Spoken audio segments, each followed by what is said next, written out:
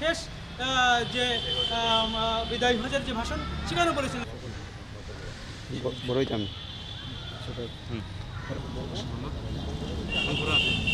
তিনি ভাস্কর্য দিকে ঘটনা আমি লক্ষ্য করি সেখানে যদি সরকারি দলের উত্তরে যে বাধা যদি গুরুত্ব সহকারে নিয়েছেন এবং নেবেন তার নির্দেশনায় যারা এই অপকর্মটি করতে ব্যবস্থা করেন যাতে আর কেউ কোনোদিন এ ধরনের অপকর্ম তারা এসেছেন তাদের জন্য আমার একটা প্রয়োজনে আমাকে পরিচিত হচ্ছে কিছু মনে করবেন না।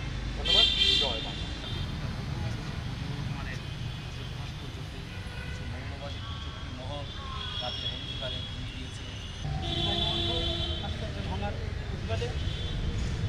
আমি নাই বললাম, কিন্তু আমি যে কথাটা থেকে শুরু করব সে কথাটা হচ্ছে মন্দিরে যে মূর্তি ভাঙা বিভিন্ন সেই অপরাধগুলোর যে ইন্ধনদাতারা সেই ইন্ধনদাতাদেরও জানতেছে না যে আসলে জিনিসটা কী।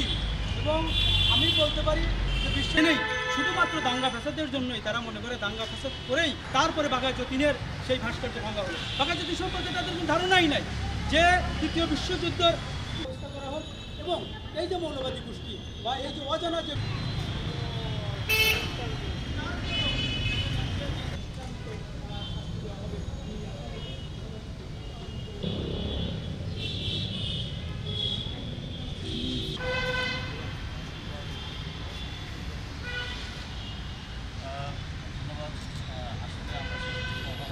এবং তাদের হেফাজতের দায়িত্ব সমস্ত মুসলমানদের এবং ভাস্কর্যে আঘাত করা আমাদের স্বাধীনতাকে